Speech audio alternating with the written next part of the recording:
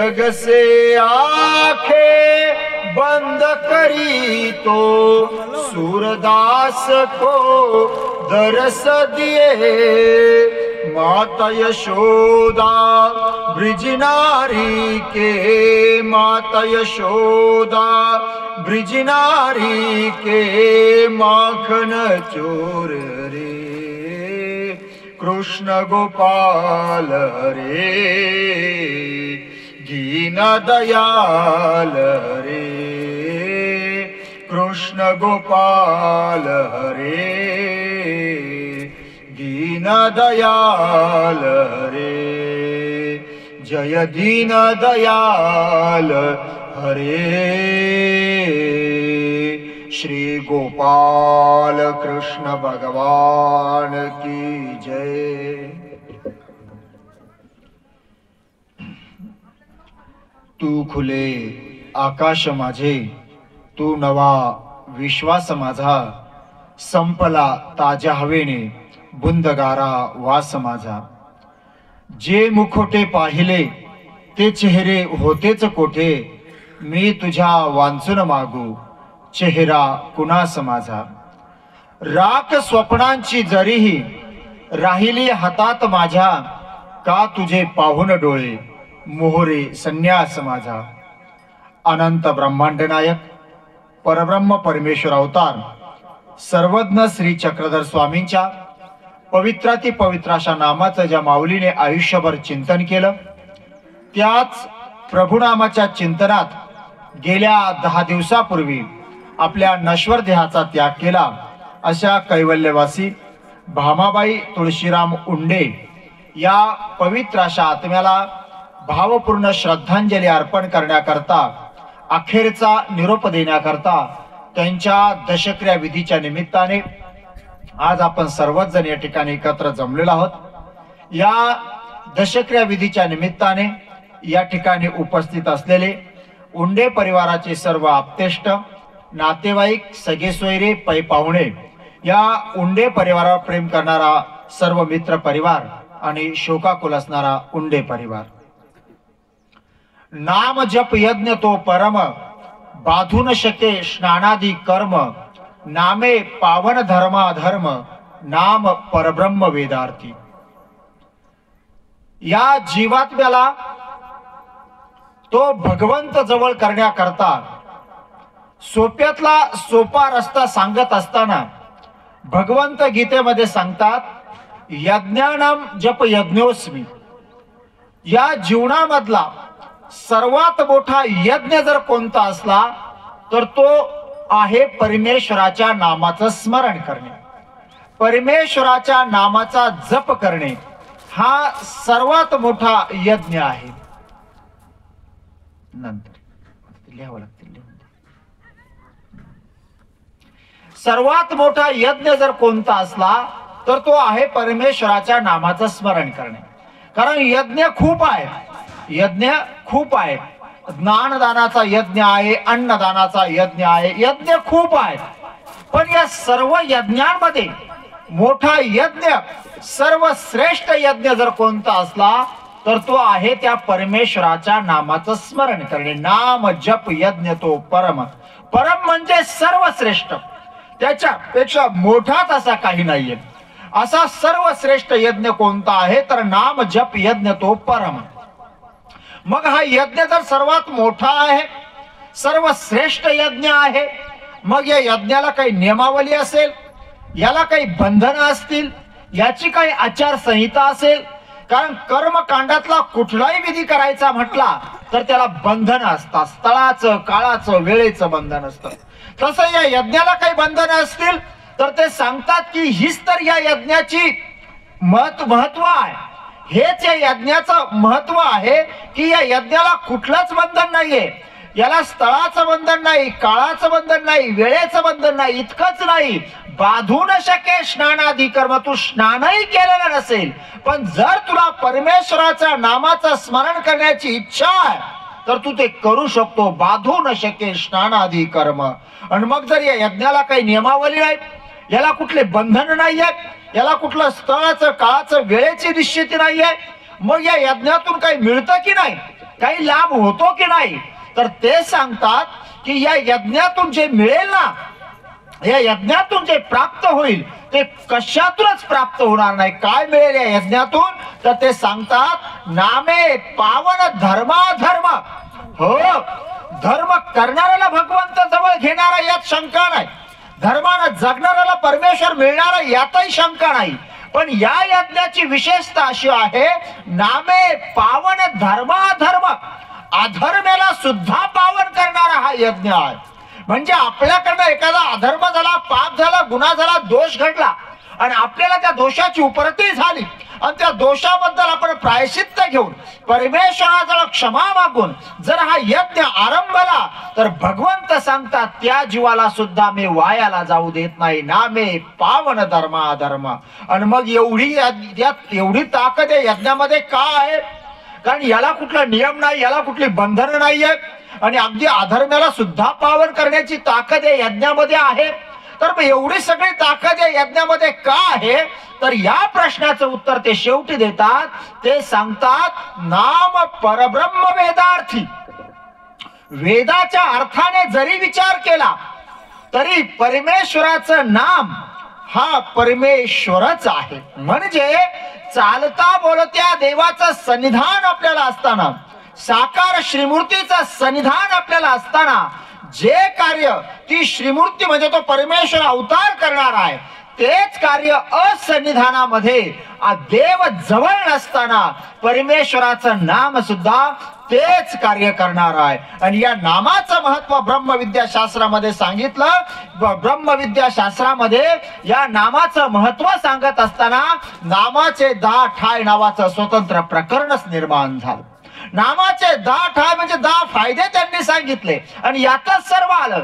नामाचे फायदे सांगत असताना ते म्हणतात परमेश्वराच्या नामाचं स्मरण जर केलं तर त्याच्यापासून तुला वेद होतो. म्हणजे परमेश्वरा नामाचा, परमेश्वर मार्गाचा, देवाचा वेद निर्माण होतो, त्याचा बोध होतो, सगळं काही साध्य होतं. इतकंच नव्हे तर प्राप्तीला सुद्धा ते नाम या जीवात त्याला नेत असतं. आणि म्हणून हा यज्ञ सर्वश्रेष्ठ आहे. आज या ओळीवर आपल्याला चिंतन करायचं आहे. आज या ओळीवर आपल्याला चिंतन करायचं याचं कारण असं आहे का ज्या पवित्र अशा आत्म्याला शेवटचा निरोप देण्याकरता इथं आपण एकत्र जमलो, त्या आमच्या कैवल्यसी भावाने आपल्या जीवनामध्ये या नामस्मरणाला खूप सारं महत्व दिलं.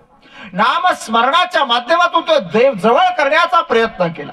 कारण प्रपंच तर त्या माऊलीनेही केला, प्रपंच तर तुम्ही करत आहात. प्रपंच करता करता जेवढी सुख दुःख तिच्या वाट्याला आली, तुमच्या वाट्याला येतात, तेवढी सुख दुःख तिच्याही वाट्याला आली.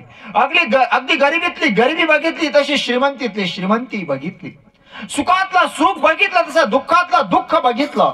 पण कधी कुठल्या सुखाच्या अपेक्षेने, कधी कुठल्या मोहाला बळी पडून, कधी कुठल्या दुःखाला घाबरून त्यांनी आपल्या मुखातून त्या परमेश्वराच्या नामस्मरण सोडून दुसरं कधी कुणाचं नाव घेतलं नाही, दुसऱ्या नामाचं स्मरण केलं नाही, दुसऱ्या नामाचा जप केला नाही. केलं एकच जीवनामध्ये स्मरणच करायचं आहे, नामच जपायचं आहे, तर मग त्या परमेश्वराचंच जपायचं आहे. आणि भगवंत सांगतात की हा सर्वश्रेष्ठ यज्ञ आहे. नाम जप यज्ञ तो परम. परम म्हणजे सर्वश्रेष्ठ. यज्ञातला यज्ञ, यज्ञातला सर्वात मोठा यज्ञ त्या परमेश्वराच्या नामाचा आहे. का? कारण नामामध्ये ती ताकद आहे. इतर यज्ञातून एक गोष्ट मिळेल तर दुसरी मिळणार नाही, तिसरी मिळेल तर चौथी मिळणार नाहीये. पण हा यज्ञ असा आहे का या यज्ञातून सर्वच काही प्राप्त होतं. ब्रह्मविद्या शास्त्रात सांगतात नामापासून वेद निर्माण होतो. खुर्ची आहे का एखादी? एखादी खुर्ची असेल तर बघा बाबा. नामापासून वेद निर्माण होतो. वेद म्हणजे तो परमेश्वराकडे जातो, परमेश्वर जाणण्याचा, हे 4 साधना जाणण्याचा तो वेद आपल्या त्या जीवाला निर्माण होतो. नामापासून वेद होतो. त्याच्यानंतर ते परमेश्वर नेमका आहे कोण, भगवंत नेमका आहे कोण, देवता नेमकी आहे कोण, प्रपंच नेमका आहे कसा, जीव नेमका आहे कोण, याची जाणीव, याचा ज्ञान या नामाच्या स्मरणानंतर सुद्धा जीवात्म्याला होतं. आणि हे जाणणं खूप महत्वाचं आहे, कारण जीव कोण आहे आणि परमेश्वर कोण आहे याचं ज्ञान आपल्याला नाहीये. आपण जीवालाही परमेश्वर मानायला तयार आहोत आणि मानतो आहोत. बघा ना, एखाद्या जीवात्म्यानं थोडीफार सिद्धी प्राप्त झाली, त्याने थोडाफार चमत्कार केला की आपण त्याच्या पुढे लोटांगण घ्यायला तयार आहे, त्यालाही देव म्हणायला तयार आहे, त्यालाही त्याला देव आपण म्हणतो. खरं तसं कुणी देव होऊ शकतो का? जीव आणि परमेश्वर हा भेद आपल्याला जाणणं महत्वाचं आहे. का मी जीव आहे आणि मला तो परमेश्वर प्राप्त करायचा आहे. मी जीव आहे, देवता जशा नित्य बद्ध आहे तर नित्य बांधून गेलेला आहे, तेवढा मी बांधलेला नाहीये. मी जर प्रयत्न केला तर मी देव प्राप्त करू शकतो, मी परमेश्वराला प्राप्त करू शकतो. हा अधिकार माझ्याकडे आहे, ती योग्यता माझी आहे आणि ते करण्याकरता मला काय करणं गरजेचं आहे हे त्या नामस्मरणातून निश्चितप्रमाणे जीवात्म्याला साध्य होऊ शकतं. आज थोड्याशा चमत्कार जरी कुणी केला तर आपण त्या चमत्कार करणाऱ्याला देव मानायला तयार आहे, देव मानतो आपण, त्याच्यापुढे नतमस्तक होतो. असं कुणालाही देव म्हणून चालेल का? कुणालाही देव म्हणता येईल का? देव असं कुणालाही म्हणता येत नाही. देव शब्द दानावाचे काय? जो देतो तो देव. देव शब्द दानावाचे काय?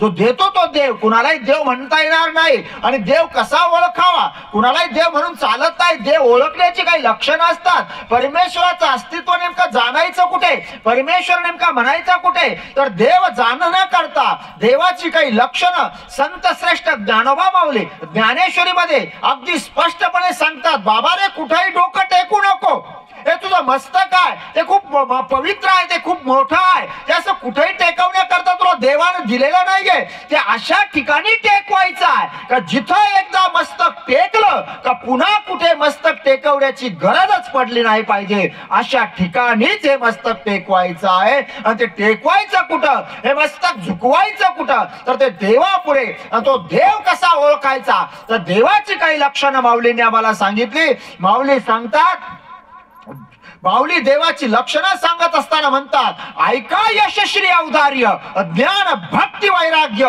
हे सहाई गुणवर्य, वस्ती जेथ तिथे भगवंत जाणायचा आहे का ज्याच्याकडे ही 6 लक्षणं आहेत. कोणती? ऐका यश.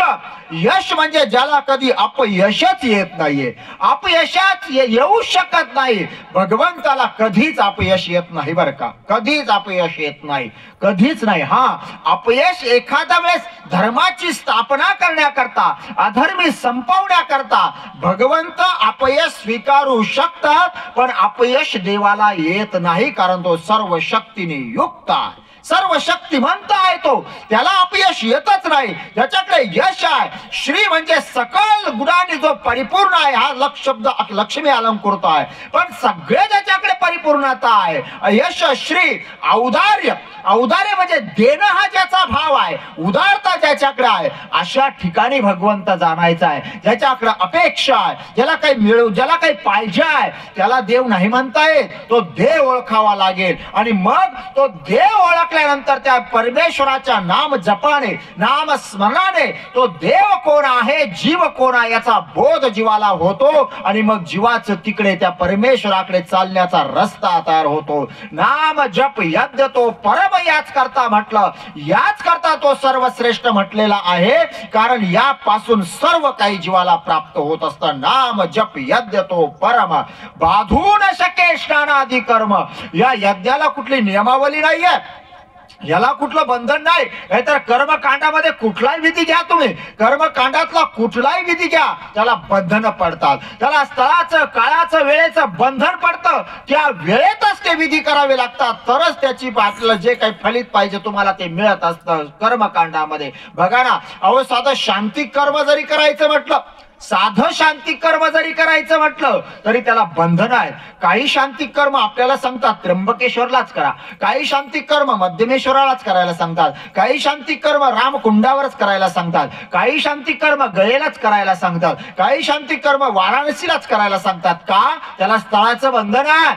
हो, त्याला त्या ठिकाणीच ते करायला सांगतात. पुन्हा त्याला काळाचं बंधन आहे. काही शांती कर्म उत्तरायणात करावी लागतात, काही शांती कर्म दक्षिणायनात करावी लागतात. काळाचं बंधन आहे. पुन्हा त्याला वेळेचं बंधन आहे. विशिष्ट वारी विशिष्ट नक्षत्र असल्याशिवाय तो मुहूर्त साधल्याशिवाय ते शांती कर्म पूर्ण होत नाही. त्याला पुन्हा वेळेचंही बंधन आहे, त्याला स्थळाचं काळाचं वेळेचं बंधन आहे. पण हा एक यज्ञ असा आहे का बाधू न शके स्नानादी कर्म, याला कुठलंच बंधन नाहीये. तू जिथे आहे जसा आहे तिथे राहून तशा वेळेस तू परमेश्वराचं नाम स्मरण करू शकतो. तुला अडचण काहीच नाहीये. तू रस्त्याने चाललाय, प्रवास करतोय, पायी चाललेला आहे, पायात चप्पल आहे, तुला इच्छा आहे देवाचं नामस्मरण करण्याची, करू शकतो ना, अडचण काहीच नाहीये. शेतामध्ये नांगर हाकतोय, शेतीची मशागत करतोय, इच्छा आहे तुला नाम जप करण्याची, करू शकतो, अडचण काहीच नाहीये. तू स्वयंपाक करतेय, चपात्या लाटते, चप्पल घालून चपात्या लाटते, अडचण नाही. इच्छा आहे नामस्मरण करण्याची, घेऊ शकते देवाचं नाव, काहीच अडचण नाही. बाधू न शके स्नानादी कर्म, स्नानही केलेलं नाहीये. तू उठून बसला बिछाण्यावर, तुला इच्छा झाली की उठ आता मी नामस्मरण करावं, घेऊ शकतो तू नाम परमेश्वराचं. अडचण काय? बाधू न शके स्नानादी कर्म, काहीच अडचण नाहीये. आपण नामस्मरण करण्याला सुद्धा कुणाला सांगावं ना, बाबा दिवसातून कमीत कमी सकाळ सायंकाळ तरी देवाचं नामस्मरण देवपूजे पुढे बसून करत जा, गाठी घेऊन स्मरण कर. तरी आपल्या जवळ वेळ नाहीये. आपण म्हणतो वेळच मिळत नाही हो. सकाळी शेतामध्ये जायची घाई, कॉलेजला जायची घाई, खूप घाई असते. सकाळी वेळ नाही, सायंकाळी गाईचं दूध काढायचं आहे, चारा आणायचा आहे, खूप घाई आहे. बाकी सगळ्या गोष्टीला आपल्या जवळ वेळ आहे, सगळ्या गोष्टीला आपण वेळ काढतो. टीव्ही वरची विशिष्ट मालिका विशिष्ट वेळी बघण्याकरता आपण वेळ काढतो की नाही? वेळ काढतो ना. भले आपण किचनच्या समोर ती टीव्ही लावतो, तिथे चपात्या लाटता लाटता टीव्ही आपण बघतो, मालिका आपण चुकवत नाही, कुठलंच काही आपण चुकवत नाही. एखाद्या पाहुण्याचा कार्यक्रम आहे, किती आपलं महत्वाचं काम असू द्या, पाहुण्याला राग येईल म्हणून आपण तिथे जाण्याचा प्रयत्न करतो की नाही? जातोच ना. टाळतो का आपण? कुठलं काम आपण सोडतोय वेळ नाही म्हणून? कुठलंच सोडत नाही, सगळं पूर्ण करतो. आणि मग सगळं पूर्ण करत असताना परमेश्वराच्या नामाच्या स्मरणालाच आपल्याजवळ वेळ का नाही याचा विचार करणं गरजेचं आहे. आता याच्यापेक्षा सोपा रस्ता देवाकडे अजून दुसरा कोणताच नाहीये. देव जवळ करायचा आहे ना, या संसार चक्रातून सुटायचं आहे ना, या उपजेते नाशे नाशिलेते पुनरपिदिसे घटिका यंत्र जायचे परिभ्रमक, या दुःखातून आपल्याला सुटायचं आहे ना. मग सुटण्याकरता रस्ते खूप आहे, पण ते आपल्याला अवघड वाटतायत, कठीण वाटतायत, ते जड वाटतायत. मग याच्यापेक्षा नामस्मरणापेक्षा सोपा रस्ताच कोणता नाहीये. देवाने कुठलं बंधन घातलं नाही ना तुला, कुठलं बंधन घातलं नाही. हा, भगवंत सांगतात की पश्चात प्रहरी माझं स्मरण कर, प्रातःकाळी मला आठव. निश्चितप्रमाणे ते गरजेचंच आहे, ते केलंच पाहिजे. पण ते होत नाही म्हणून काहीच करायचं नाही का? देवाने सांगितलं प्रातःकाळी स्मरण करायला सांगितलं, प्रातःकाळी देव आठवायला सांगितला. मग प्रातःकाळी जर देव माझ्याकडून आठवल्या जात नाही तर मग मी इतर वेळेस देवच आठवायचा नाही का? मग इतर वेळेस स्मरण करायचंच नाही का? तर तसं नाही ना. पंडित दायंबास निर्वेद स्तोत्रामध्ये सांगतात, गरुडासी ती लोकी गमन, तरी येरी पक्षी काही न करावे उत्पन्न, तैसे अचरावे अनुसंधान, न संडावे तापसी. गरुड नावाचा पक्षी आहे. हा गरुड नावाचा पक्षी तिन्ही लोकांमध्ये परिभ्रमण करतो असं म्हणतात. स्वर्ग मृत्यू पाताळात परिभ्रमण करू शकतो, आणि इतर पक्षी जे आहेत हे फक्त मृत्यू लोकांमध्ये परिभ्रमण करू शकतात. मग इतर पक्ष्यांनी असा विचार केला का गरुडासारखं आम्हाला उंचच उंच जाता येत नाही तर आम्ही पंखच हलवणार नाही, गरुडा इतका उंच आम्हाला उडता येत नाही तर आम्ही उडण्याचा प्रयत्नच करणार नाही, असा विचार ते पक्षी तरी करतात का? ते पक्षी काय विचार करतात, जरी गरुडा इतका उंच आम्हाला जाता येत नसलं पण आम्हाला स्वतःला जेवढं उंच जाता येईल तेवढं उंच जाण्याचा मी प्रयत्न मात्र नक्कीच करेल. आणि तो पक्षी प्रयत्न करतो. जरी गरुडा इतकं उंच जाता येत नसलं पण स्वतःला जेवढं उंच जाता येईल तेवढं उंच जाण्याचा तो पक्षी सुद्धा प्रयत्न करतो.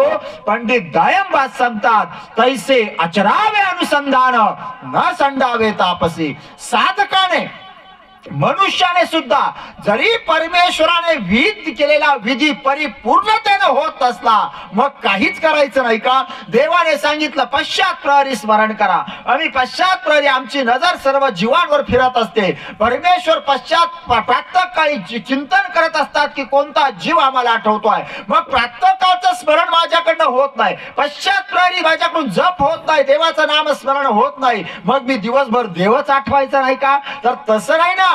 त्यावेळेस करणं गरजेचंच आहे. पण त्यावेळेस जर होत नसलं तर इतर वेळेस मात्र नक्कीच जेव्हा मिळेल, जसा वेळ मिळेल तसं परमेश्वराचं नाम जप करण्याचा प्रयत्न नक्कीच केला पाहिजे. कारण याला बाधू न शके स्नानादी कर्म. अडचण तुला काहीच नाहीये आणि आपल्या जीवनामध्ये जी उणीव राहिली ना ती हीच राहिलेली आहे. आजपर्यंत देव आपल्याला प्राप्त झाला नाही, आजपर्यंत आपल्याला मुक्ती मिळाली नाही, आजपर्यंत देवाच्या स्वरूपाची प्राप्ती आपल्याला झाली नाही. याच्या पाठीमागे कारण काय? इथून मागच्या जन्मात आपण भक्ती केलीच नसेल का? इथून मागच्या जन्मात आपण परमार्थ केलाच नसेल का? तर ते तसं नाहीये. आता आपण माणूस म्हणून जन्माला आलो, हा आपला पहिलाच जन्म आहे का? तर नाही ना. याच्या अगोदर आपले जन्म झालेत. हो, आता हा काय आपला पहिलाच जन्म नाहीये. याच्या अगोदर आपले मनुष्य जन्म झालेत. आणि किती जन्म झाले असतील? इथून मागे आपले जन्म किती झाले असतील? तर मी सांगतो, मोजता येणार नाही इतके जन्म आपले आतापर्यंत झाले. मोजता येणार नाही इतके जन्म आपले आतापर्यंत होऊन गेले. पण मोजता जरी येत नसलं ना किती जन्म आपले झालेत, मोजता येत नसलं तरी अंदाज मात्र आपण नक्कीच लावू शकतो की आतापर्यंत माझे जन्म किती झाले असतील. मोजता येत नाही पण अंदाज लावू शकतो. बघा, अंदाज लावा. मी तुम्हाला जास्त जड सांगणार नाही, तुम्हाला समजेल त्याच भाषेमध्ये सांगतो. अनंत ब्रह्मांडाचा निर्णय सांगणार नाही, एकाच ब्रह्मांडाचा निर्णय सांगतो. तरी तुमच्या लक्षात येईल की आतापर्यंत आपले जन्म किती झाले असतील. बघा, परब्रह्म परमेश्वरानं या सृष्टीची रचना केली आणि सृष्टीची रचना केल्यानंतर सर्वात प्रथमतः भगवंतानं कृतयुगाची रचना केली. त्या कृतयुगाची मर्यादा होती 32 लाख वर्षाची. आणि त्या कृतयुगामध्ये या मनुष्य देहाला आयुष्य भगवंतानं दिलं होतं 1 लाख वर्षाचं. आपण कृतयुगात माणूस म्हणून जन्माला आलो, 1 लाख वर्षाचं आयुष्य भोगलं.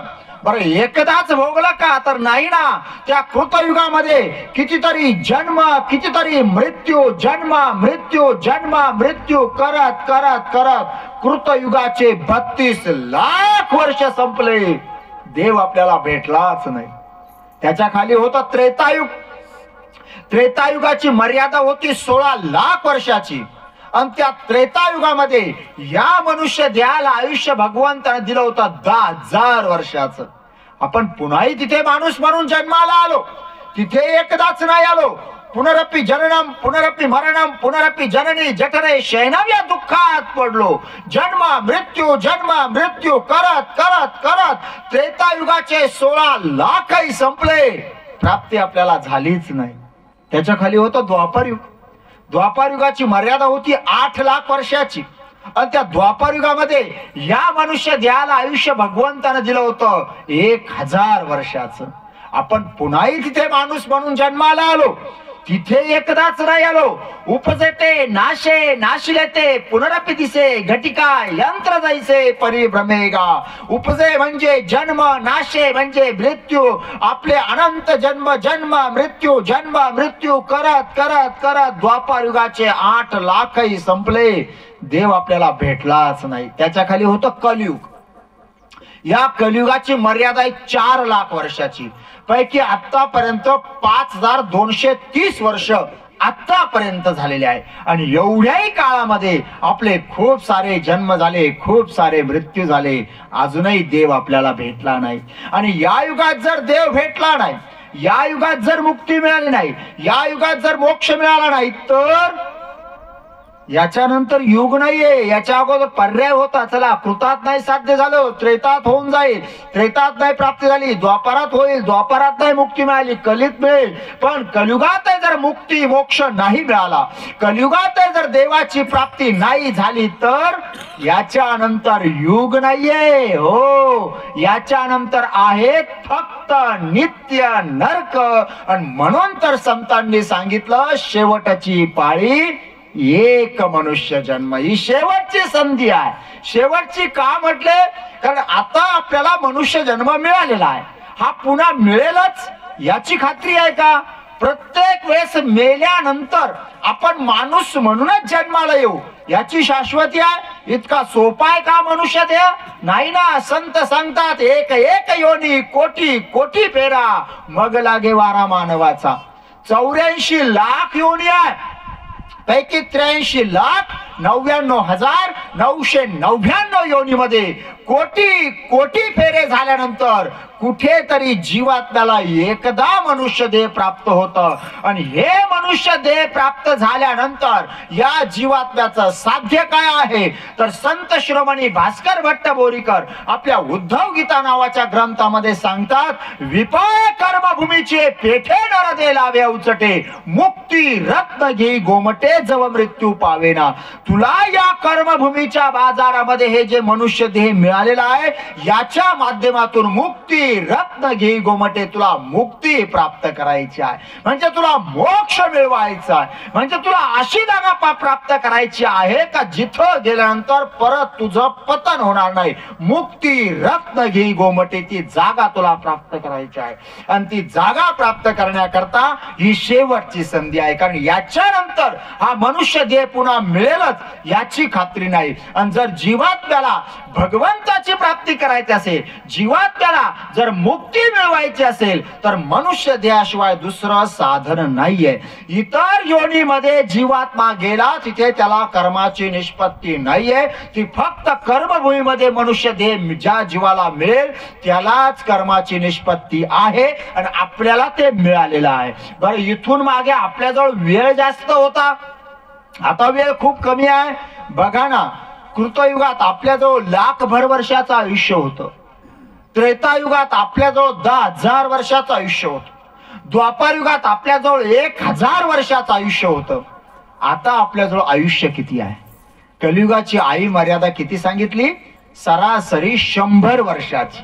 जास्तीत जास्त 100 वर्ष कलियुगात मनुष्य जगू शकतो. आता 100 पर्यंत कोणी जात नाही, पण अपवादात्मक एखादा 100च्या पुढेही जातो, पण एखादा 100च्या पुढे एखादा जातो का? कारण कोणताही नियम हा अपवादाने सिद्ध होत असतो, त्यामुळे अपवादात्मक एखादा 100च्या पुढे जातो. पण सरासरी कलियुगाची आयु मर्यादा ही 100 वर्षाची आहे आणि या 100 वर्षाच्या आयुष्यामध्ये आपल्याला मुक्ती मिळवायची आहे, कारण शेवटची संधी आहे. बरं, 100 वर्ष आपण म्हणतोय एवढं कुणाला मिळत नाही, पण जरी आपण गृहीत धरलं की माझ्याकडे 100 वर्षाचं आयुष्य आहे, तरी संत काय सांगतात माहितीये का? 100 गुणिले ते अर्धरात्र खाय. म्हणजे तुला जे काय आयुष्य मिळालेलं आहे त्यातलं तुझं अर्ध आयुष्य रात्रीमध्ये जात आहे, झोपेमध्ये जात आहे. बरोबर आहे की नाही? सर्वांचंच अर्ध आयुष्य रात्रीत जातं, पण पुन्हा विचार करा, सर्वांचंच अर्ध आयुष्य रात्रीत जातं का? तर सर्वांचं नाही जात बरं का अर्ध आयुष्य झोपेत. अर्ध आयुष्य झोपेत कुणाचं जातं? जे रात्री 11 वाजेच्या नंतर झोपून सकाळी 5 वाजेच्या आत बिछाना सोडतात त्यांचं अर्ध आयुष्य झोपेत जातं. जे सकाळी 7 वाजता 8 वाजता 9 वाजता बिछाना सोडतात त्यांचं अर्ध आयुष्य झोपेत नाही जात, त्यांचं 70% आयुष्य झोपेत जातं. 100 गुणिले ते अर्धरात्र खाय कुणा करताय? जे 2 प्रहराची निद्रा घेतात त्यांच्या करताय. आणि एवढ्या अल्प काळामध्ये अल्प आयुष्यामध्ये आपल्याला भगवंत प्राप्त करायचा आहे. बरं, जन्माला आलो, जन्माला आल्यानंतर फक्त भगवंत प्राप्त करायचा एवढं एकच काम आहे का आपल्याला? नाही ना. अहो, जन्माला आल्यानंतर सर्वात अगोदर तर आपण इथून मागच्या अनंत जन्मात केलेल्या संचित कर्म जोडून इथपर्यंत येत असतो. या मिळालेल्या अल्प आयुष्यामध्ये सर्वात अगोदर आपल्याला आपल्या संचित कर्माचा भोग भोगायचा आहे. संचित कर्माचा भोग तो या अल्प आयुष्यामध्ये भोगायचा आहे का? कारण तो जोपर्यंत भोगत नाही तोपर्यंत हा जीवात्मा स्वच्छ होत नाही, आणि हा जीवात्मा स्वच्छ होत नाही तोपर्यंत परमेश्वराच्या स्वरूपाला प्राप्त होण्याच्या योग्यतेचा होत नाही. मग स्वच्छ होण्याकरता या जीवात्म्याला कर्म भोग भोगणं नितांत गरजेचं आहे, कारण त्याच्याशिवाय स्वच्छ होतच नाही. सर्वज्ञ श्री चक्रधर स्वामी सांगतात, प्रारब्धाचा भोग हा भोगूनच क्षय होतो, त्याला दुसरा उपाय नाहीये, तो भोगावाच लागतो. हो, एक हिंदी कवी सांगतात, जीवन बरतन कांच का गिरे तो चकनाई चूर, जीवन बर्तन कांच का, गिरे तो चकनाई चूर, टूटे से फिर ना जुड़े, जतन करो भरपूर। जतन से भीनी चादरी, लगे है दाग अपार, ले साबुन प्रभु नाम का, तू इसके दाग उतार। याच्यावरचे डाग धुण्याकरता परमेश्वराच्या नामा इतकं सोपं साधनच कोणतं नाहीये। सर्वात अगोदर तर या अल्प आयुष्यामध्ये आपल्याला पूर्वसंचित कर्माचा भोग भोगायचा आहे। त्याच्यानंतर या जन्मात वाट्याला आलेला कर्मयोग तोही आपल्याला याच अल्प आयुष्यामध्ये पूर्ण करायचा आहे। कर्मयोग म्हणजे काय? आपण शेती करत असू, शेती करणं आपला कर्मयोग आहे। नोकरी करत असू, नोकरी करणं आपला कर्मयोग आहे। व्यवसाय करत असू, व्यवसाय करणं आपला कर्मयोग आहे। म्हणजे जे काही कर्म आपल्या वाट्याला आलाय तो आपला कर्मयोग आहे आणि तो कर्मयोग समजून तो कर्मयोगही आपल्याला याच अल्प आयुष्यात पूर्ण करायचा आहे। पूर्व जन्मात अर्जित केलेल्या संचित कर्माचा भोग तो या अल्प आयुष्यात भोगायचा आहे। या जन्माचा कर्मयोग पूर्ण करायचा आहे आणि एवढं सगळं करून तो भगवंत आपल्याला प्राप्त करायचा आहे। आणि एवढं सगळं करण्याकरता आपल्याजवळ वेळ किती आहे? तर खूप कमी वेळ आहे। 100 गुणिले ते अर्धरात्र काय, त्यातही अजून वजाबाकी केली खूप थोडा काळ आपल्याजवळ शिल्लक राहतो। आणि मग या अल्प काळामध्ये तो भगवंत प्राप्त करण्याकरता सोप्यातला सोपा रस्ता कोणता? तर तो रस्ता म्हणजे नाम जप यज्ञ तो परमा। त्या परमेश्वराच्या नामाचं स्मरण करणे हा सर्वात सोपा यज्ञ आहे, सर्वात सोपा। याच्यापेक्षा सोपा रस्ताच आता देवाकडे दुसरा कोणता नाहीये, याच्यापेक्षा अजून सोपा मार्ग नाहीये। आणि या रस्त्यावर जो चालला तो जीवात्मा कधीच वायाला जात नाही। ते सांगतात नामे पावन धर्मा धर्म। हो, मी सांगितलं ना, धर्म करणाऱ्याला भगवंत जवळ घेणारा यात शंका नाही। पण जो अधर्मी आहे, आपल्याकडे एखादा अधर्म घडला, दोष घडला आणि आपल्याला जर उपरती झाली आणि आपण त्या दोषाबद्दल गुन्ह्याबद्दल प्रायश्चित्त घेऊन क्षमा मागून परमेश्वराचं नाम जप करण्याला जर प्रारंभ केला तरी भगवंत त्या जीवाला वायाला जाऊ देत नाही। बघा ना, कंस चांगला होता का वाईट होता? हो, तसा विचार केला तर वाईटच होता, नाही का? त्याला जसंही कळालं की देवकीच्या उदरातून जन्म घेणारा 8वा माझा काळ आहे, त्या क्षणाला त्याने सर्वात अगोदर काय केलं? देवकीला आणि वसुदेवाला काल कोठरीमध्ये ठेवलं, नजर कैदेत ठेवून दिलं आणि मग त्यांची पुत्र संपवायला सुरुवात केली। 1 2 3 4 5 6 पुत्र संपवली। 7वा गर्भातच गायब झाला, 8वा जन्माला आला आणि त्या भगवंताने अवतार घेतला आणि भगवंत गोकुळामध्ये पोच झाले। इकडे कंसाला कळालं त्या मायेच्या माध्यमातून की माझा काळ इथे आलेला आहे आणि तो गोकुळामध्ये वाढतोय, त्याचं नाव कृष्ण आहे। आणि हे ज्या क्षणाला कंसाला कळलं त्या क्षणापासून कंसाच्या जीवनामध्ये कृष्ण सोडून काहीच शिल्लक राहिलं नाही।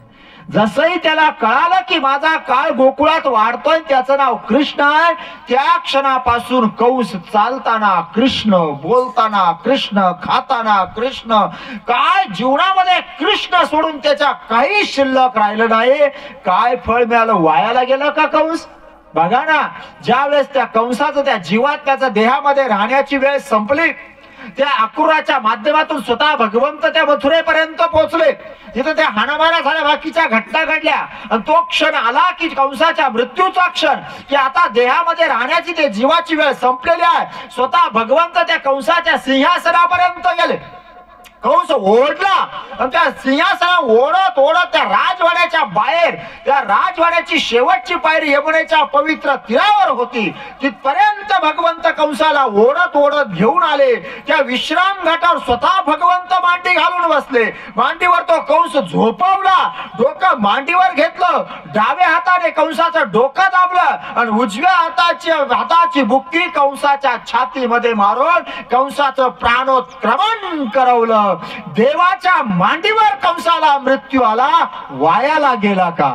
वायाला जात नाही। नामे पावन धर्मा धर्म, त्याला भगवंत फळ देणारच आहे। देवाच्या मांडीवर मृत्यू यायला खूप भाग्य लागतं, खूप भाग्य लागतं। कुणाला आला देवाच्या मांडीवर मृत्यू? कुणाला आला कंसाच्या नंतर? कंसाच्या नंतर देवाच्या मांडीवर मृत्यू आला आमच्या निळभट्ट भांडारेकरांना. देवाच्या मांडीवर मृत्यू आला. खूप भाग्य लागतं त्याला. प्रायश्चित्तामध्ये आपण ते म्हणत असतो ना, तुझ्या मांडीची उशी नशिबी कशी मिळे अम्मा, आणि ती मिळविण्या काय करावे सांग तू परब्रह्मा. देवाला आपण विचारतोय की तुझ्या मांडीची उशी आम्हाला कशी मिळेल, कारण देवाची मांडी मिळायला खूप भाग्य लागतं, खूप भाग्य लागतं. भगवंत वायाला जाऊ देत नाही. नामे पावन धर्मा धर्म. बघा, पुतना चांगली होती का वाईट होती? तसा विचार केला तर वाईटच होती. स्तनामध्ये विष भरून ते विष देवाला पाजायचं, देवाला संपवायचं, याच उद्देशाने ती आली होती ना. आल्यानंतर देवाला तिने हातावर घेतलं, कृष्णाला हातावर घेतलं, छातीला लावलं. आता कृष्णाला सगळंच माहित आहे, तो सर्वज्ञ आहे परमेश्वर. आणि त्याला सगळेच जाणीव आहे, सगळं माहित आहे, तरी देवाने तिच्या स्तनाला तोंड लावलं. त्या स्तनामधलं विष देवाने प्राशन केलं, आणि विष प्राशन केल्यानंतर तिच्या शरीरामधलं सगळं संपवलं. पुतना संपवली, पण वायाला गेली का? सर्वज्ञ श्री चक्रधर स्वामी सांगतात, जी गती यशोदेला तीच गती पुतनेला. वायाला भगवंत कधी जाऊ देत नाही. नामे पावन धर्माधर्म हा सर्वात मोठा यज्ञ आहे. मग इथून मागे इतके आपले अनंत जन्म झाले, इतके जन्म होऊन गेले. इथून मागच्या जन्मात आपल्याला भगवंताची प्राप्ती का झाली नाही? इथून मागे आपण भक्ती केलीच नसेल का? अध्यात्म केलाच नसेल का? निश्चित केली भक्ती आपण, अध्यात्म केला, परमार्थ केला, पण केलेली भक्ती आपल्याला मुक्तीपर्यंत नेऊ शकली नाही. याचं कारण काय? याचं कारण एकच आहे का देवाला या जीवात्म्याकडून अपेक्षा नेमकी काय आहे हेच आपल्याला न कळाल्यामुळे आपले अनंत जन्म आपले वायाला गेले. मग केलेली भक्ती वायाला गेली का? तर वायाला जात नाही. भक्ती वायाला जात नाही. भक्ती कुणाची करा, कशी करा, वायाला जात नाही. पण जी मुक्ती मिळवायची आहे ती मुक्ती मात्र नक्की मिळत नाही. मग काय मिळतं त्यातून? या प्रश्नाचं उत्तर भगवंत गीतेमध्ये देतात. यांती देव व्रता देवान, पितृन यांती पितृव्रता, भूतानी यांती भूतेजा, आणि यांती मध्या जिनोपिमाम. अगदी स्पष्ट बोलतात भगवंत. भगवंत सांगतात, यांती देव व्रता देवान, तू ज्या देवतेचं जसं नामस्मरण करशील तसा तू त्या देवता लोकाला जाऊन प्राप्त होशील. नाम कुणाचं जपावं हेही महत्वाचं आहे, ते आपल्याला कळणं गरजेचं आहे. यांती देवता देवान, ज्या देवतेचा नाम जप तू केला त्या देवता लोकाची तुला प्राप्ती होईल. वायाला जाणार नाही, पण त्या देवता लोकाची प्राप्ती होईल. आणि मग देवता लोकाची प्राप्ती जर झाली तर मग मुक्ती का मिळाली नाही? खरं तर इथं गुढ आहे ना हो. गुढ जे आहे ना, खरी मेख जी आहे ती इथेच आहे. याचं कारण असं आहे की देवता लोकामध्ये जीवाला मुक्ती मिळत नाही. जीवात्मा तिथे जाऊ शकतो, तिथे राहू शकतो, पण कायमचा नाही. देवता लोका जीवाला मुक्ती मिळत नाही. हो, समजा उदाहरणार्थ आपण इंद्र चंद्रादी देवतेंचं नामस्मरण केलं, त्यांची भक्ती केली, फळ काय मिळणार आहे आपल्याला? स्वर्ग प्राप्ती होणार आहे. कारण जी देवता ज्या स्थानाची मालक आहे त्या देवतेचं स्मरण केलं की ती देवता त्या ठिकाणी आपल्याला घेऊन जाते, तिथल्या सुखफळाचा भोग आपल्या वाट्याला येतो. मग इंद्र चंद्रादी देवतांची भक्ती केली तर ते आपल्याला कोणती स्वर्ग प्राप्ती होणार आहे. आणि मग आपला अट्टहास कशा करता झाला? तुम्ही म्हणसाल बाबा अट्टहासच तेवढ्या करताय ना, आपल्याला स्वर्ग मिळावा. स्वर्ग आपण म्हणतो ना, व्यवहारामध्ये म्हणतो ना, हे स्वर्गवासी झाले, यांना स्वर्ग मिळावा, स्वर्गाची प्राप्ती व्हावी असं आपण म्हणतो. ते व्यवहाराकरता ठीक आहे, पण जरी आपण देवता लोकात गेलो मुक्ती मिळते, स्वर्गात जीवाला मुक्ती मिळत नाही. त्याला प्रमाण आहे. माऊली सांगतात, मग तया पुण्याची पावटी सरे, सवेची इंद्रपणाची उटी उतरे, आणि येऊ लागती माघारे मृत्यू लोका. स्वर्गात पोहोचलास राहशील किती वेळ? तुझ्या पुण्याचा साठा आहे तोपर्यंत. एकदा का तुझ्या पुण्याचा साठा संपला, मग तया पुण्याची पावटी सरे. सवेची म्हणजे त्याच क्षणाला, ज्या क्षणाला तुझ्या पुण्याचा साठा संपतो त्याच क्षणाला ती देवता तुला खाली ढकलून देते. कुठे? येऊ लागती माघारे मृत्यू लोका. या मृत्यू लोका ढकलून देते. आणि इथे ढकलून दिल्यानंतर जीवात्म्याची गती परत कशी होते? तर उपजेते नाशे नाशिले ते पुनरपि दिसे. पुन्हा जन्म पुन्हा मृत्यू, पुन्हा जन्म पुन्हा मृत्यू. देवता लोकात या जीवाला मुक्ती मिळत नाही. यांती देवव्रता देवान पितॄन यांती पितृवता. पितरांची भक्ती जर केली तर पितृलोकाला जाऊन प्राप्त होशील. भूतान यांती भूतेजा. भूतांची भक्ती केली तर भूत योनीला जाऊन प्राप्त होशील. आणि यांती मध्या जिनोपिमाम. जर माझं नामस्मरण केलं, जर माझ्या नामाचा जप केला तर मला येऊन प्राप्त होशील. आणि आपल्याला देवाची प्राप्ती झाली नाही, आपल्याला मुक्ती मिळाली नाही. तुम्ही म्हणसाल याला प्रमाण काय, आपल्याला देव भेटला नाही, देवाची प्राप्ती झाली नाही, याला प्रमाण काय? अरे आपण इथे आता सध्या जन्माला आलेलो आहोत ना, याचा अर्थच असा आहे का अजून आपल्याला मुक्ती मिळाली नाही.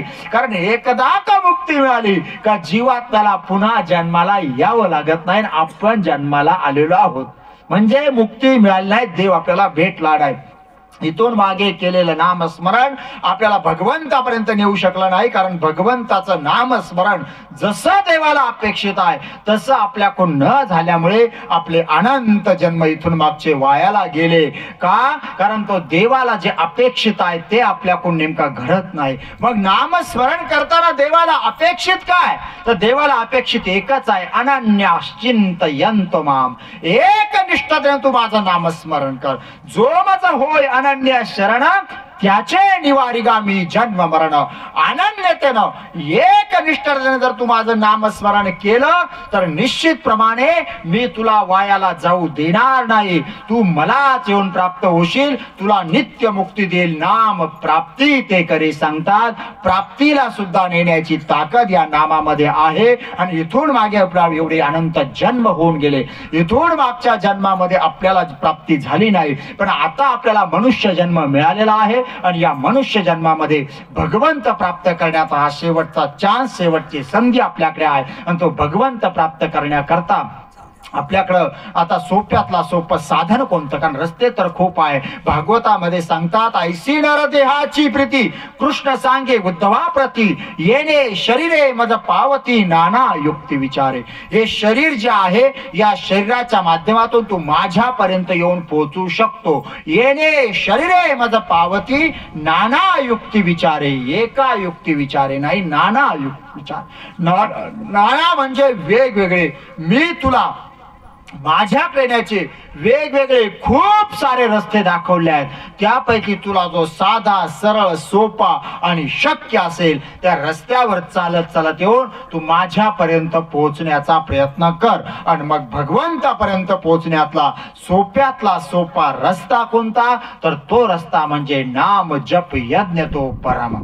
नामाच्या परमेश्वराच्या नामाचा जप करणे, त्याच्या नामाचं स्मरण करणे. आणि त्याच परमेश्वर नामाचं चिंतन करत करत गेल्या 10 दिवसापूर्वी कैवल्य असे आमच्या भामाईने आपल्या नश्वर देहाचा त्याग केला. त्यांच्या पाठीमागे त्यांचा परिवार आहे. प्रामुख्याने त्यांचे मुलं आहेत. आदरणीय श्री रतिलाल तुळशीराम उंडे, त्याचप्रमाणे त्यांचे पुतणे आहेत गोकुळजी रंगनाथ उंडे, मच्छिंद्रजी रंगनाथ उंडे, गोरख रंगनाथ उंडे, संदीप रंगनाथ उंडे. त्यांच्या पुतण्या आहेत कुसुमबाई काशीनाथ आजगे, शेवंतबाई भास्कर आराव, मंदाबाई प्रकाश खांडेकर. त्यांची नाताई योगिता विश्वास पुरे, नातू आहेत बाबाजी रतिलाल उंडे, शिवलिंग रतिलाल उंडे. त्यांच्या सुना, त्यांचे जावई, नातू, पंतू, भरल्या गोकुळासारखा हा परिवार. आणि या परिवारातून गेल्या 10 दिवसापूर्वी अचानकपणे आईने एक्झिट घेतली. त्यांच्या जाण्याचं जे दुःख आहे हे निश्चितच मोठं आहे, निश्चितच मोठं आहे. पण थोडं त्याच्याही पुढे जाऊन सांगतो, मृत्यूचं दुःख नाहीये. हो, मृत्यूचं दुःख नाही, ते करायचंही नाही. कारण तसंही मृत्यूला आम्ही लोक तर दुःख मानतच नाही. कारण तसंही मृत्यू म्हणजे आहे काय? मिळाला तर मोक्ष, नाही तर वासांसी जीर्णानि यथा विहाय नवानि गृह्णाति नरो पराणि तथा शरीराने विहाय जीर्णार नन्याने सह्याती नवानी दे. मृत्यूचं दुःख नाही. का? कारण मृत्यू म्हणजे आहे काय? मिळाली तर मुक्ती, नाही तर उपजे ते नाशे, नाशिले ते पुनरपि दिसे. मृत्यूचं दुःख नाही. का? कारण मृत्यू हा मुक्तीचा शुभारंभ असतो. हो, मुक्तीकडे जाणारी पहिली पायरी म्हणजेच मृत्यू आहे. कारण जोपर्यंत मृत्यू होत नाही तोपर्यंत हा जीवात्मा मुक्तीकडे जाऊ शकत नाही. आणि हा जीवात्मा आध्यात्मिक दृष्ट्या इतका पवित्र, स्वच्छ आणि निर्मळ होता की या जीवात्म्याला भगवंत आपली मुक्ती देणारच आहे, यात कुठली शंका नाही. म्हणून त्यांच्या मृत्यूचं दुःख नाही, कारण तो जीवात्मा मुक्तीला जाणारा जीवात्मा आहे आणि त्यामुळे त्या मृत्यूचं दुःख नाही.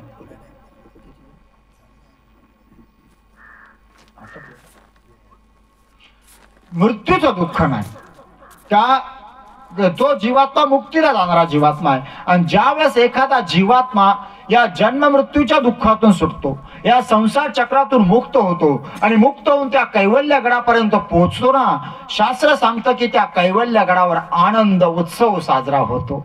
भगवंताच्या कैवल्य गडावर आनंद उत्सव साजरा होतो का, कारण भगवंताला सुद्धा आनंद होतो का ज्या हेतूने मी या सृष्टीची निर्मिती केली, ज्या हेतूने मी या जीवात्म्याला हे नरदेह दिलं, त्या हेतूला हा जीवात्मा साध्य झालाय, प्राप्त झालाय आणि तो हेतू माझा पूर्ण झालाय. एक जीवात्मा या जन्म मृत्यूच्या दुःखातून सुटून माझ्या कैवल्य गडापर्यंत पोहोचलेला आहे, याचा आनंद उत्सव त्या ठिकाणी साजरा होतो. म्हणून या जीवात्म्याच्या जाण्याचं दुःख नाही, म्हणून मृत्यूचं दुःख नाही. हा, या उंडे परिवाराला दुःख आहे निश्चितप्रमाणे, पण दुःख कोणतं आहे, एक जीवात्मा आपल्यातून गेला याचं दुःख नाही. ते करायचंही नाही, ते करायचंही नसतं, ते करायचं नसतं. हा, दुःख आहे, पण दुःख कोणतं, दुःख एकच आहे का या परिवाराला दुःख आहे का या परिवारातली एक आई यांच्या जीवनातून वजा झाली, हे दुःख या परिवाराला आहे. आणि हे दुःख खूप मोठं असतं, हो खूप मोठं. कारण जगामध्ये दोनच दुःख अशी आहे का ज्या दुःखाचं सांत्वन व्हावं असा शब्द विश्व शब्दकोशामध्ये सुद्धा तयार झाला नाही. दोनच दुःख बरं का, कोणती, आई जाण्याचं दुःख आणि बाप जाण्याचं दुःख. बाकी जगात सगळ्या दुःखाला उपाय, सगळ्या दुःखाला पर्याय. आपण 21व्या शतकात जगणारी माणसं, विज्ञानाच्या युगात जगणारी आपण माणसं आहे. आज आपल्याला अशक्य असं काहीच राहिलेलं नाही.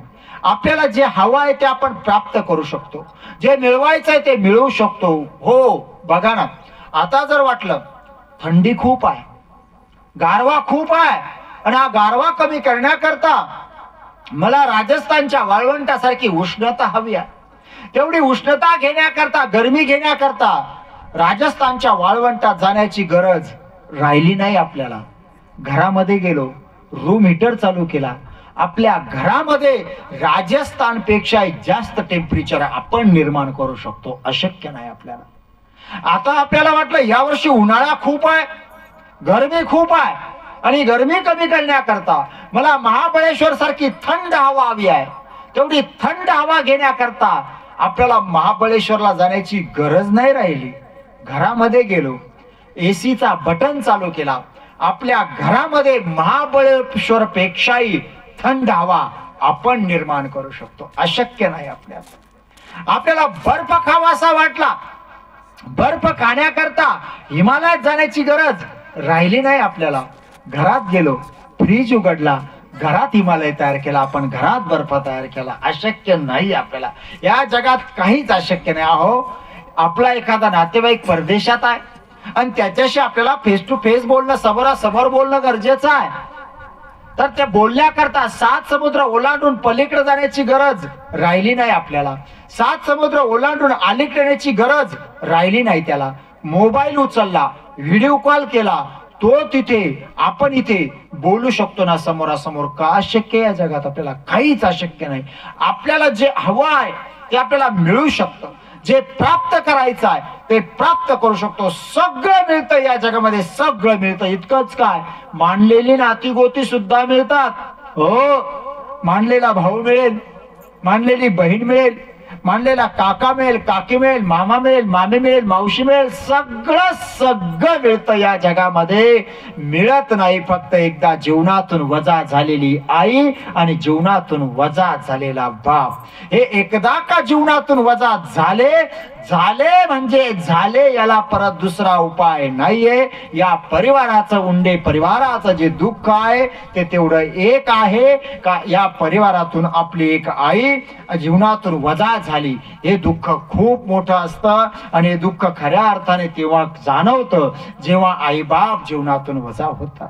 आई बापाचं महत्व खूप आहे. सर्वज्ञ श्री चक्रधर स्वामी सांगतात की, आता सूत्र मी उच्चारू शकत नाही माईकवर, पण सूत्राचा सरळ अर्थ असा आहे की ज्या लेकराच्या पाठीवर माता पित्याचा अंतःकरणातून निघालेला आशीर्वादाचा हात ज्या लेकरांच्या पाठीवर असतो ना, त्या लेकरांचं भलं झाल्याशिवाय कधीच राहत नाही. का माहित आहे का?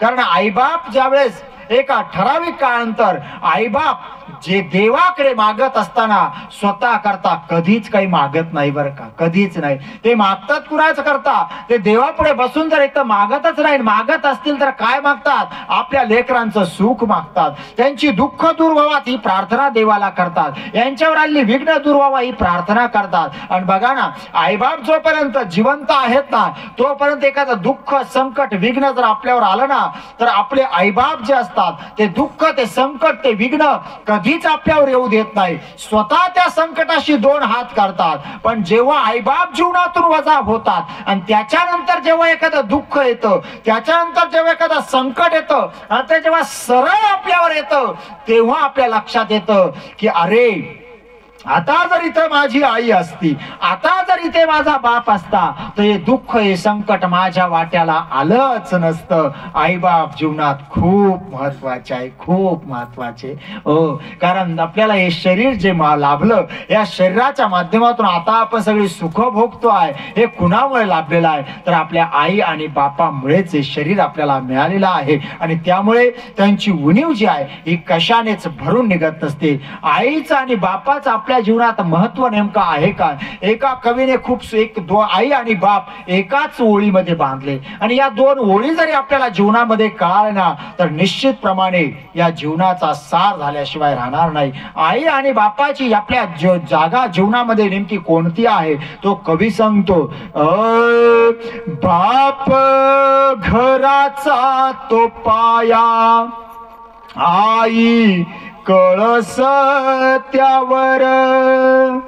बाप घराचा तो पाया, आई कळस त्यावर. जेव्हा खचतो न पाया, तेव्हा कोसळते घर. जेव्हा खचतो न पाया, तेव्हा कोसळते घर.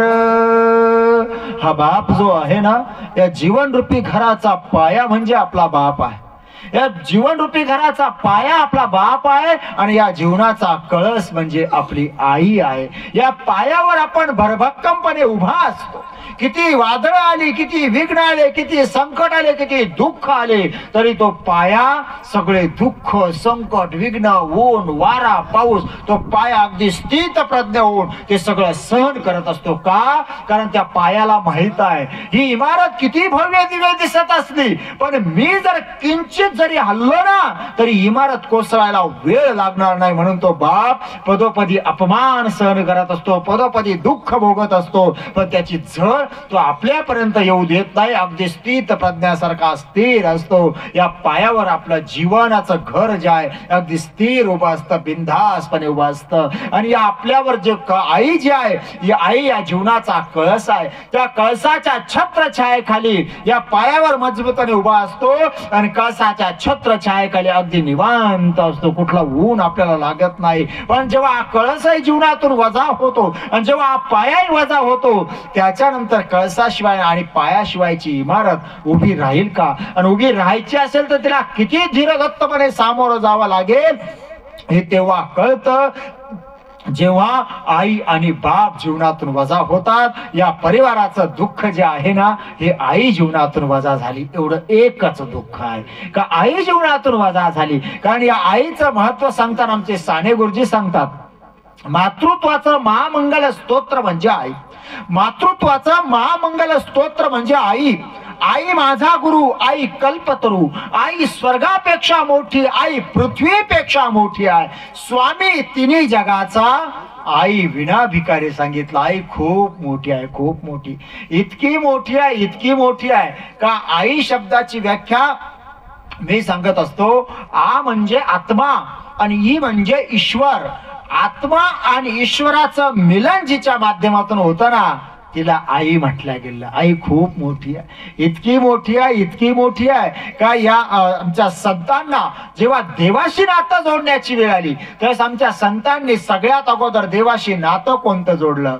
कृष्ण माझी माता, कृष्ण माझा पिता. आई खूप मोठी, इतकी मोठी आहे, इतकी मोठी आहे का भागवतकार वर्णन करतात. स्त्रिया मिळविता असंख्य मिळती, स्त्रिया मिळविता असंख्य मिळती, परी माता न मिळती त्रय जगती. स्त्रिया किती मिळतील तुम्हाला, मावशी मिळेल, काकी मिळेल, पत्नी मिळेल, वहिनी मिळेल, तुम्हाला नाना प्रकारच्या स्त्रिया वेगवेगळ्या रूपात मिळतील, परी माता न मिळती त्रय जगती. आई कुठेच मिळत नाही. आई खूप मोठी आहे, इतकी मोठी आहे, इतकी मोठी आहे की ज्या वेळेस वेदाकारांनी वेदाच्या ऋचा लिहिल्या त्यावेळेस वेदाकारांनी माईचं वर्णन करताना ते सांगतात, न मातू परदैवत, आई सारखं दैवत नाही. आई खूप मोठी आहे, इतकी मोठी आहे, इतकी मोठी आहे का त्या आईचं प्रेम सांगण्याचा मोह साक्षात जगनियंत्या भगवंताला आवरला नाही. हो, आईचं प्रेम सांगताना सर्वज्ञ श्री चक्रधर स्वामी सांगतात की आईचं प्रेम कसं असतं तर तिच्या प्रेमाला देवाने सांगितलं की ती नैसर्गिक प्रेम असतं. तिच्या प्रेमाला देवानं नैसर्गिकतेची उपमा दिलेली आहे. प्रेम तर सगळं जग करतं ना आपल्यावर, कोण प्रेम करत नाही? आपल्याला जेवढी माणसं ओळखतात तेवढी माणसं आपल्यावर प्रेम करत असतात, पण इतरांच्या प्रेमाला देवाने नैसर्गिक नाही म्हटलं, ते आईच्याच प्रेमाला म्हटलं. का? याचं कारण खूप मोठं आहे, खूप मोठं आहे. पण तिच्या प्रेमाची नैसर्गिकता जर समजावून घ्यायची असेल ना तर अगोदर हे जगाचं प्रेम आपल्याला समजावून घ्यावं लागेल. यांच्या प्रेमाला, जगाच्या प्रेमाला नैसर्गिक का नाही म्हटलं हे समजावून घ्यावं लागेल. तेव्हा कळेल का देवानं तिच्या प्रेमाला नैसर्गिक का म्हटलेलं आहे. बघा, आपण आपलं जीवन जगत असताना आपली तब्येत खराब राहायला लागते, आपण डॉक्टरकडे जातो, उपचार घेतो, कुठला औषधोपचार आपल्यावर काम करत नाही. मग डॉक्टर सांगतात आता ना तुमच्या सगळ्या टेस्ट कराव्या लागतील, आणि त्या टेस्ट केल्या की मग आपल्याला कळेल की तुमचा नेमका अडचण काय. आपण म्हणतो करा, डॉक्टर आपल्या टेस्ट करतात, रिपोर्ट येतो, मग डॉक्टर आपल्याला सांगतात की अहो तुम्हाला ना आता डायबिटीज झाली, आणि डायबिटीज झाल्यामुळे कुठला औषधोपचार तुमच्यावर काम करत नाही म्हणे. मग आता जर तुम्हाला जगायचं असेल ना तर गोड खाणं बंद करावं लागेल. आपण म्हणतो डॉक्टर हो मला जगायचं आहे, मी गोड नाही खाणार, नाही खाणार गोड. पण डॉक्टर मला चहा तर प्यावाच लागतो, चहा मला हवाच आहे. मग डॉक्टर सांगतात एक तर पिऊच नका, तुम्हाला डायबिटीज झाली तर चहा पिऊच नका, आणि प्यायचाच असेल तर बिगर साखरेचा चहा प्या. बरोबर आहे ना? आता ज्याला डायबिटीज आहे त्याच्या लक्षात असं सांगतात डॉक्टर आपल्याला. आपण घरी येतो, घरच्या माणसांना आपली खूप चिंता आहे, खूप काळजी आहे, पटकन विचारतात काय सांगितलं डॉक्टरने. त्यावेळेस आपण सांगतो मला आता डायबिटीज झाली म्हणजे मग आता मला गोड खायला द्यायचं नाही. घरचे म्हणतात काही काळजी करू नका, नाही देणार म्हणे. चहा सुद्धा आता मला बिगर साखरेचाच द्या. घरची माणसं म्हणतात काही काळजी करू नका, चिंता करू नका, सगळी तुमची सेवा यथोचित करू. थोड्या वेळ घरामध्ये चहाची वेळ होते आणि आता चहा तयार होतो. आता घरामध्ये चहा कसा तयार होतो? घरामध्ये सर्वांचा रेग्युलर साखरेचा चहा तयार होतो, लईच झाला तर गुळाचा चहा तयार होतो, गोड चहा तयार होतो, आणि आपला बिगर साखरेचा 1 कप चहा वेगळा तयार होतो. बरोबर आहे ना? आता तुम्ही म्हणसाल यात विशेष काय? त्यात विशेष आहे ते आपल्याला कळालं नाही, कारण आपण तिथपर्यंत चिंतनच केलं नाही. हो, आपले विशेष काय? आपल्याला बिगर साखरेचा चहा का प्यावा लागला? कारण आपल्याला डायबिटीज झाली. बरोबर? आणि आपल्याला डायबिटीज का झाली तर लोक म्हणतात गोड खाल्यामुळे डायबिटीज होते. अजिबात नाही, गोड खाल्यामुळे डायबिटीज होतच नाही. डायबिटीज गोड खाल्यामुळे होत नाही, गोड खाल्यामुळे डायबिटीज वाढते. डायबिटीज होण्याचं मूळ कशात आहे माहितीये का? चिंतेमध्ये आहे.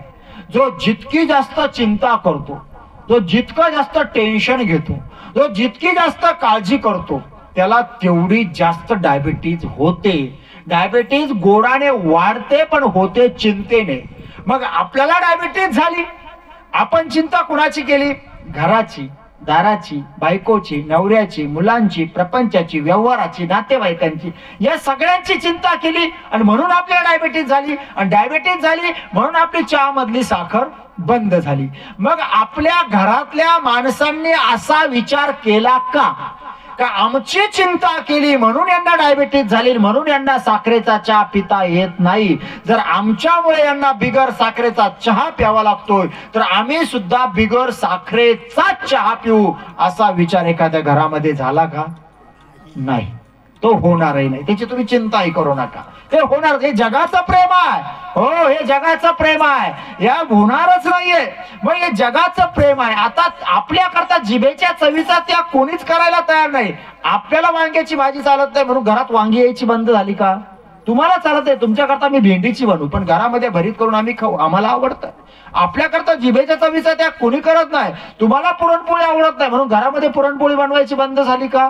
अजिबात नाही. तुम्हाला नाही खायची ना, तुमच्याकरता वेगळा पदार्थ करतो, आम्हाला आवडतं ते आम्ही खाणार आहे.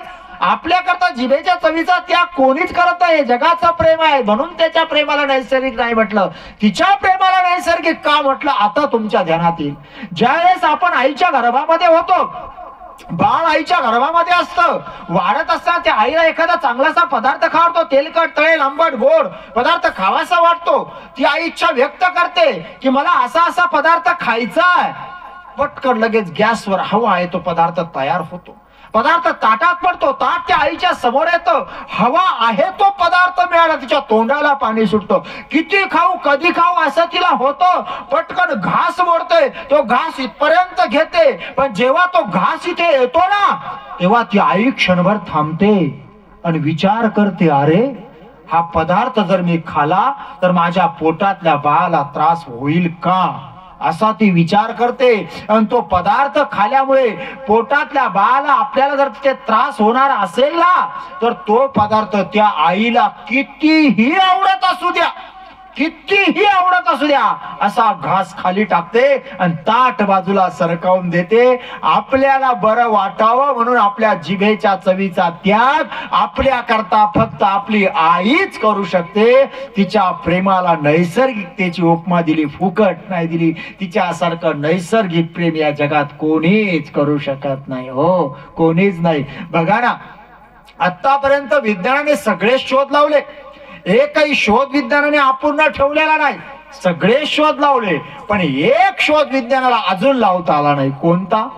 ज्यावेळेस लेकरू आईच्या गर्भाच्या बाहेर पडतं, डॉक्टर त्याची नाळ कापतात आणि नाळ कापल्यानंतर ते लेकरू जेव्हा आईच्या छातीजवळ ठेवल्या जातं त्यावेळेस त्या आईच्या छातीमध्ये दूध कुठून येतं याचा शोध विज्ञानाला अजून सुद्धा लावता आला नाही. का? कारण त्या आईला एक थेंब दूध तयार करण्याकरता स्वतःच 10 थेंब रक्त जाळावं लागतं, तेव्हा एक थेंब दूध तयार होतं. असं रक्त जाळून जाळून त्याचं दूध करून करून ते दूध ती आपल्याला पाजते आणि ते दूध आपण पिल्यानंतर या शरीरामध्ये रक्त तयार होतं. केव्हा?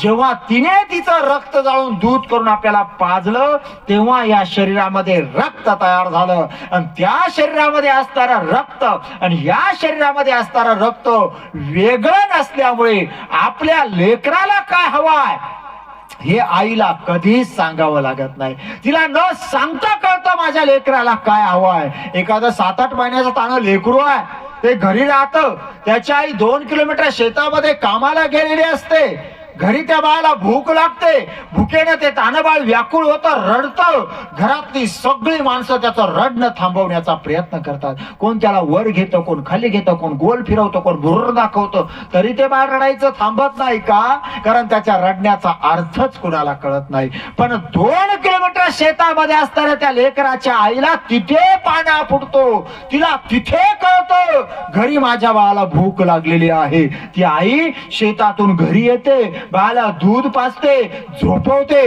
आणि पुन्हा आपल्या कामाला निघून जाते. कुठलाच मोबाईल नाही, टेलिफोन नाही, तरी त्या आईला कळतं माझ्या लेकराला भूक लागलेली आहे. का? कारण ती आई आहे, कारण ती आई आहे. हो, ही आई खूप मोठी आहे. बघा ना, ते गाणं आहे, ते गाणं आहे, त्या गाणं आता जवळजवळ सर्वांच्याच मोबाईल मध्ये आहे, सर्वांचं ते गाणं पाठ आहे ना. कोणतं आईचं गाणं कोणतं बघा बरं, पटकन तुमच्या ध्यानात आलं. आई माझी मायेचा सागर. का गाणं सर्वांचंच मोबाईल आहे. त्याला ते पुरुषोत्तम महाराजांनी जशी ती चाल लावली तेव्हापासून ते गाणं प्रत्येकाच्या होठामध्ये आहे, प्रत्येकाच्या मोबाईल मध्ये आहे. अगदी सुंदर असं गाणं आहे ते गाणं. आता ते गाणं म्हणायचं करता वेळही नाही आपल्या जवळ आणि म्हणण्याची गरज नाही, कारण पाठ तर तुमच्या सगळ्यांचंच आहे ते गाणं. आणि मग वेगळं काय सांगायचं, पैसे घ्यायचे म्हणजे काहीतरी वेगळं सांगावं लागेल नाही का. फुकट आजकाल कोणीच काही देत नाही, आई सोडून कोणीच फुकट आपल्याला काही देत नाही, एवढं लक्षात घ्या तुम्ही. आता गाणं तुमचं सगळ्यांचं पाठ आहे, पण ते गाणं तुम्ही एवढ्या वर्षाचं ऐकताय, ते गाणं ऐकताना तुमच्या डोक्यात असा काही प्रश्न निर्माण झाला नाही का? तुम्हाला अशा काही शंका आल्या नाही का फक्त इकडनं ऐकता इकडनं सोडताय तुम्ही? खरंच तसंच आहे, तुम्ही त्याच्यावर चिंतनच केलं नाही. केलं असतं ना तुमच्या डोक्यामध्ये प्रश्न आला असता. बघा पहिल्याच ओळीमध्ये तो कवी काय म्हणतो, आई माझी मायेचा सागर म्हणतो ना. मग तो कवी आईला चांगलं म्हणतोय की वाईट म्हणतोय? त्यानं आईच्या मायेला उपमा कशाची दिली? सागराची दिली. अरे त्या सागराचं पाणी खारट आहे, ते काहीच उपयोगाचं नाहीये, ना पिण्याच्या ना शेतीच्या काहीच उपयोगाचं नाही. त्या कवीला खरंच आईला चांगलं म्हणायचं होतं ना, तर त्या आईला त्यानं उपमा कशाची द्यायला पाहिजे होती? गोदावरी, कावेरी, नर्मदा, सिंधू या पवित्र नद्या आहेत ना आपल्या, यांची उपमा द्यायला पाहिजे होती. त्यानं उपमा कशाची दिली? सागराची दिली, समुद्राची दिली, जे काहीच उपयोगाचं नाही ते पाणी. मला प्रश्न पडला, मला वाटलं या कवीने असं काय केलंय? कारण असं म्हणतात, ज्यानं पोहोचे रवी वहा पोहोचे कवी. जिथं सूर्य पोहोचू शकत नाही, सूर्याचा प्रकाश पोहोचू शकत नाही, तिथे कवीच्या कल्पना पोहोचत असतात. मग मी विचार केला की या कवीला असं का झालं असेल, याने असं का केलं असेल, आणि मग त्याच्यावर चिंतन केलं आणि मग लक्षात आलं, अरे नाही, त्या कवीच बरोबर आहे. हो, त्याच योग्य आहे. का बघा ना, एखाद्या नदीच्या पाण्यामध्ये कुडा कचरा वाहून येतो, एखाद्या नदीच्या पाण्यामध्ये मलमूत्र वाहून येतो, एखाद्या नदीच्या पाण्यामध्ये गटार वाहून येतो, एखाद्या नदीच्या पाण्यामध्ये चिखल वाहून येतो. पण कोणत्याही नदीचं पाणी येऊ द्या, कसंही पाणी येऊ द्या, तो सागर जो आहे, तो समुद्र जो आहे, सर्व नद्यांचं पाणी आपल्या पोटामध्ये सामावतो. आई अशीच आहे. आपलं लेकरू किती चुकू द्या, किती बोलू द्या, किती भांडू द्या, लेकराचे दोष आई जगात कधीच सांगणार नाही, कधीच सांगणार नाही. बघा ना, कधीच सांगत नाही. एखादं म्हातारी, त्या म्हातारीला जाऊन सांगा, अगं म्हातारे, तुझा पिंट्या गावातल्या चौकामध्ये दारू पिऊन पडला. ती म्हातारीला माहित आहे माझा पिंट्या आहे, तो दारू पिऊन पडलाय. तरी ती म्हातारी काय म्हणते माहितीये का? अरे माझा पिंट्या नसेल तो.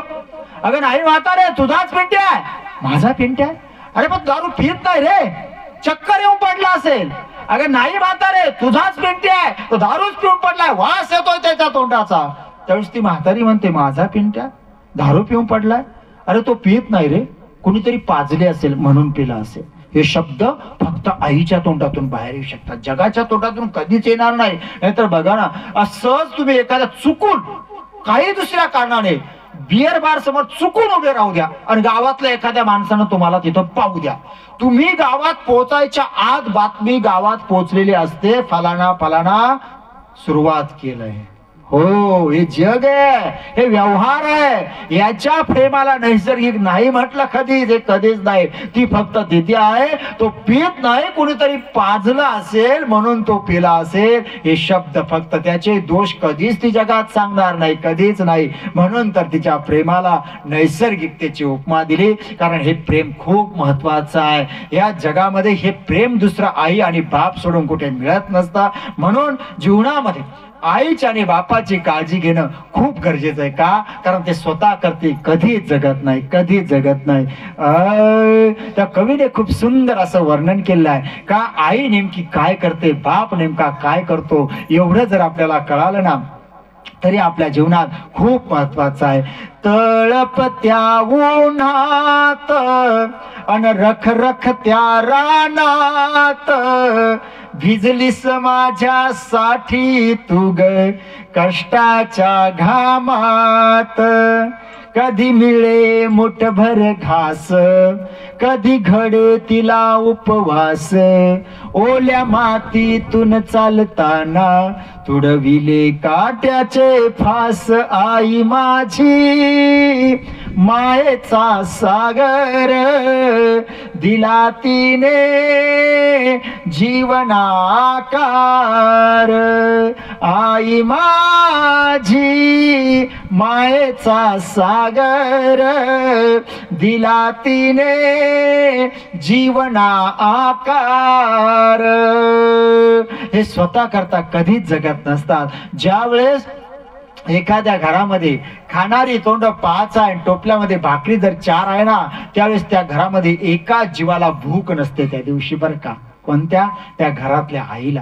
ती सांगते मी दुपारी उशिरा जेवले होते, मला भूक नाहीये. का? तिला माहिती आहे आता जर मी जेवण करायचं म्हटलं ना तर या चौघांमधली चतकोर चतकोर भाकर कमी होणार आहे, ती मला खावी लागणार आहे. त्यामुळे आपण उपाशी राहू नये म्हणून स्वतः उपाशी राहणारा घरामध्ये एकच प्राणी, तो आई नावाचा प्राणी. याला जपणं खूप महत्वाचं आहे.